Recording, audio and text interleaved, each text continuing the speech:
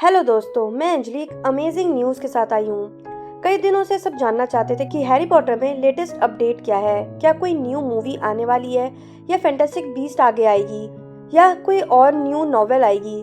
तो latest and good news आई है इस रिस्पेक्ट में कि वार्नर ब्रोस ने पूरी तरह से हाथ खड़े नहीं किए हैं हैरी पॉटर से और उम्मीद शायद अब भी जिंदा है।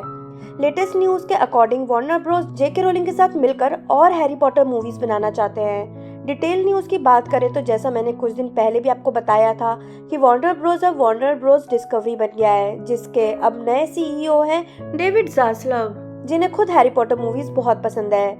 न्यूज़ में क्लियरली है कि उन्होंने जेके रोलिंग के साथ मिलकर हैरी पॉटर के सीक्वल बढ़ाने की बात कही है। 2001 से 2011 तक 8 हैरी पॉटर मूवीज आई थी जो 7 बुक्स के ऊपर बेस्ड थी। जब से ये सीरीज खत्म हुई है उसके बाद हालांकि वार्नर ब्रोस ने फैंटास्टिक बीस्ट सीरीज बनाई जो हैरी पॉटर की प्रीक्वल थी, पर अब तक हम सभी जानते हैं न तो उसमें वो बात थी और न ही वो अटैचमेंट फील हुआ जो हमें हैरी पॉटर सीरीज से हुआ था।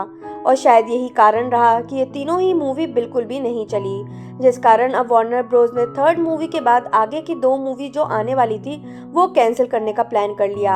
हालांकि अब तक इसके बारे में कंफर्म न्यूज नहीं आई है, पर कहा तो यही गया था कि आगे के पार्ट्स का डिसीजन थर्ड मूवी के परफॉर्मेंस पर बेस्ड होगा और हम जानते हैं कि थर्ड मूवी भी अच्छा परफॉर्म नहीं कर पाई थी। यानी अब फैंटास्टिक बीस्ट सीरीज की कोई नई मूवी आए इसके चांसेस कम ही हैं।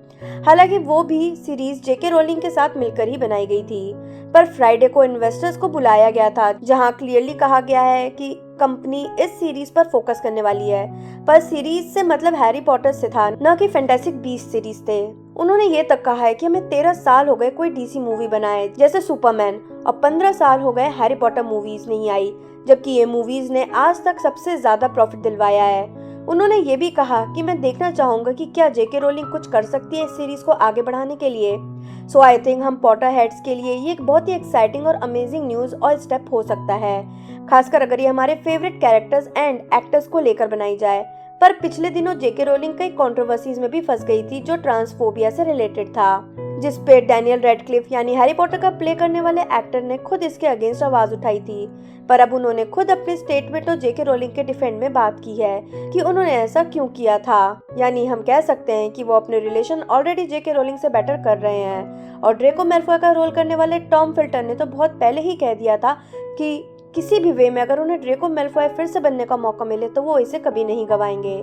तो जहां तक हम उम्मीद कर सकते हैं कि at least new CEO Harry Potter visiting world के बारे में कुछ तो करना चाहते हैं और मामले को डेड नहीं कर दिया है।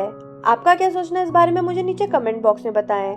अगर वीडियो पसंद आया हो तो लाइक और शेयर जरूर करें। मैं जल्दी नए वीडियो के साथ वापस आऊंगी, तब तक के लिए बाय बाय।